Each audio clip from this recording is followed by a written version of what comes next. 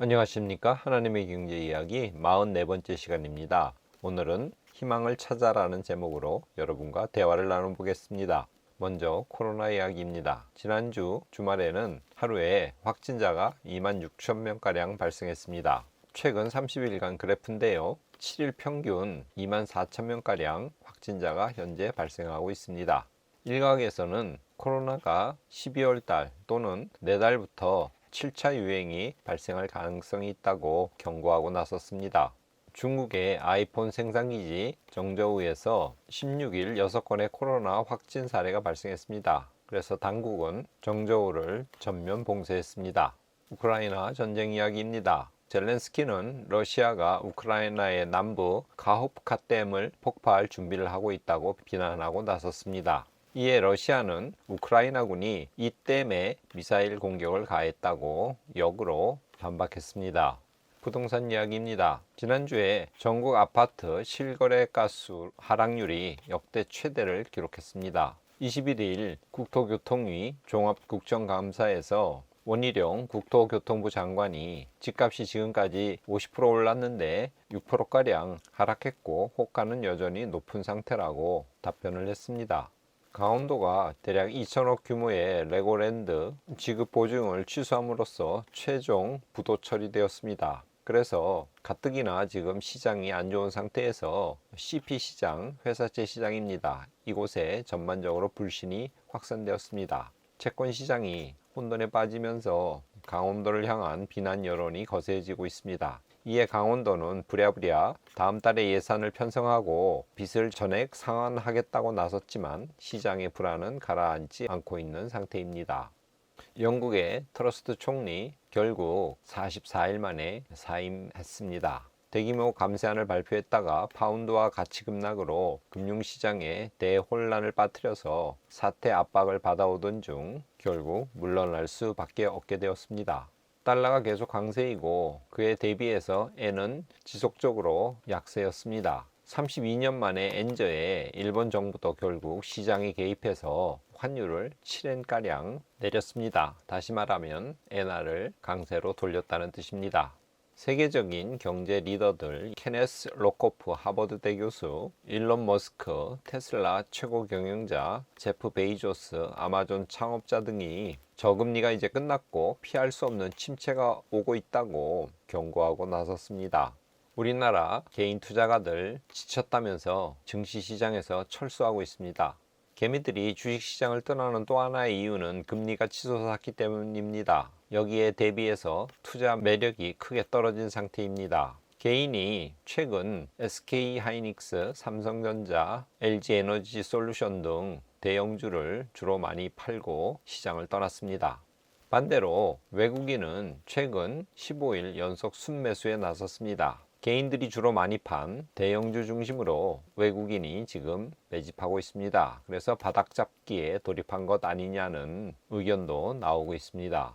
뱅크 오브 아메리카에서 전 세계 펀드 매니저들을 대상으로 설문조사를 했습니다. 투자가들의 현금 비중이 6.3%로 21년 6개월 내 갖고 있는 현금이 현재 최고치라고 합니다. 경기 침체 우려가 커지면서 주식 투자 비중을 줄이고 있는 응답자가 많았습니다.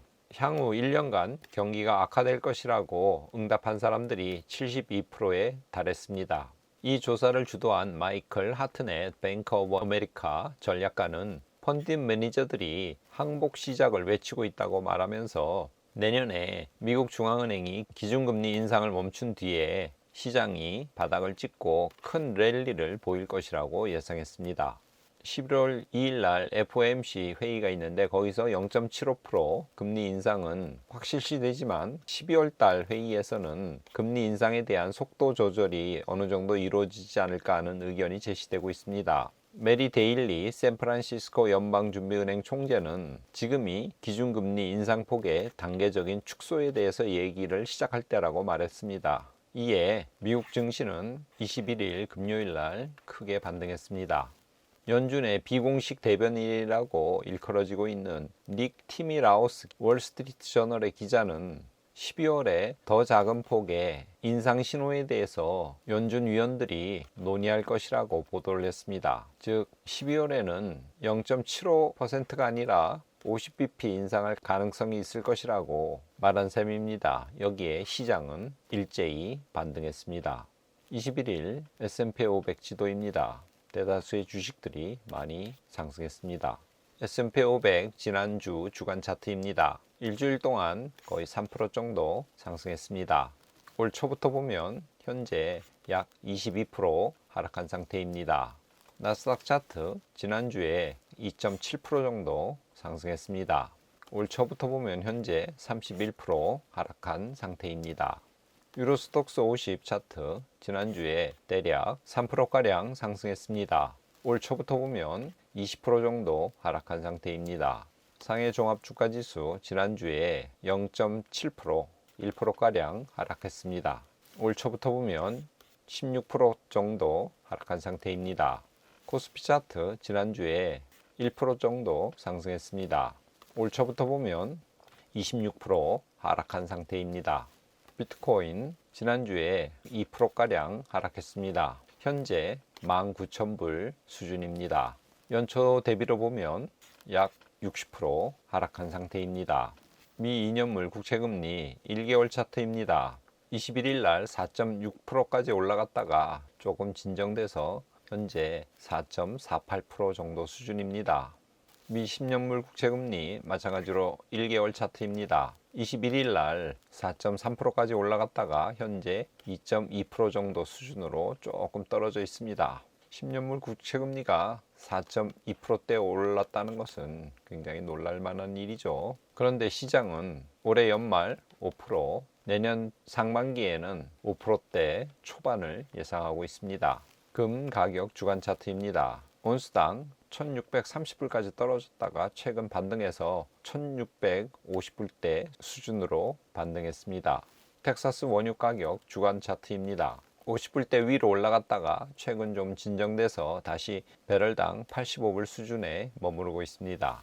미국 달러 인덱스 6개월 차트입니다. 9월 말에 114까지 올라갔다가 최근 조금 진정돼서 112포인트 수준으로 조금 내려온 상태입니다. 이번 주 하나님의 경제 이야기는 희망을 찾아라고 제목을 붙여봤습니다. 18일 블룸버그에서 미국 경기 예측을 했는데 1년 내 침체 확률이 지금까지는 65%였는데 그것을 100%로 올렸습니다. 1년 내 침체가 온다는 거죠. 뱅크 오브 아메리카가 글로벌 펀드 매니저를 대상으로 10월 설문조사를 했습니다. 현금 비중이 평균 6.3%로 21년 만에 최고치입니다. 이들은 패드의 최고 금리를 연 4.38%로 지금 예상하고 있습니다. 그런데 현재 이 예상치에 거의 다다른 상태이죠. 20일 날 영국의 트러스 총리가 퇴임을 했습니다. 44일 동안 재임해서 최단명이라는 불명예를 떠안았습니다. 총리가 퇴임하자 파운드는 강세로 돌아섰습니다. 제임스 블러드 세인트루이스 연준 총재입니다. 이분이 주가가 떨어져도 연준, 페드는 대응할 필요가 없다고 발언했고 기준금리는 4.5%에서 4.75%에 근접해야 한다고 인터뷰를 했습니다. 반면에 시장의 우호적인 발언도 나왔습니다. 메리 데일리 샌프란시스코 연준 총재입니다. 기준금리 인상폭의 단계적 축소에 대해서 이제는 이야기할 때라는 발언을 했습니다. 닉 티밀하우스 월스트리트 저널 기자입니다. 연준의 내부 사정에 굉장히 밝은 기자인데요. 이분은 12월 달에는 더 작은 금리 인상에 대해서 논의할 필요가 있다는 의견이 연준 내에서 일고 있다고 기사를 썼습니다. 이런 우호적인 내용에 시장은 희망을 포기하지 않고 낙관의 실마리를 찾아서 금요일 날 큰 폭으로 상승했습니다. 이번 주 하나님의 경제 이야기는 누가복음 16장 13절 말씀을 가져왔습니다. 읽어보겠습니다. 집 하인이 두 주인을 섬길 수 없나니 너희는 하나님과 재물을 겸하여 섬길 수 없느니라. 우리는 하나님의 자녀입니다. 다시 말해서 하나님에 속한 자입니다. 바울은 이것을 갈라디아서 3장 27절에 그리스도로 옷을 입었다고 표현하고 있습니다. 하나님에 속한 자는 하나님을 섬겨야 됩니다. 하인이 마치 한 주인만 섬겨야 되듯이 말입니다. 오늘 본문은 하나님과 재물을 겸하여 섬기지 못한다고 그렇게 말하고 있습니다. 이것도 그리고 저것도가 아니라 이것이냐 저것이냐 결단하는 태도와 자세가 필요하다는 것입니다. 우리는 하나님만 섬기겠다고 결단해야 됩니다. 주님께서 먼저 그의 나라와 의를 구하라고 하시고 그러면 그에게 모든 것을 더 하시리라고 말씀하고 계십니다. 우리가 하나님만 섬기겠다고 결단할 때 하나님께서는 먼저 그의 나라와 의를 구한 자에게 모든 것을 더하시는 것과 같은 동일한 역사를 우리에게 베푸실 것입니다. 하나님의 경제 이야기 시청자 여러분, 하인이 두 주인을 섬길 수 없고 너희는 하나님과 재물을 겸하여 섬길 수 없다는 이 말씀을 이번 한 주 간직하면서 늘 하나님만 섬기겠다고 결단하는 여러분이 되시기를 바랍니다. 오늘은 이것으로 마치겠습니다. 감사합니다.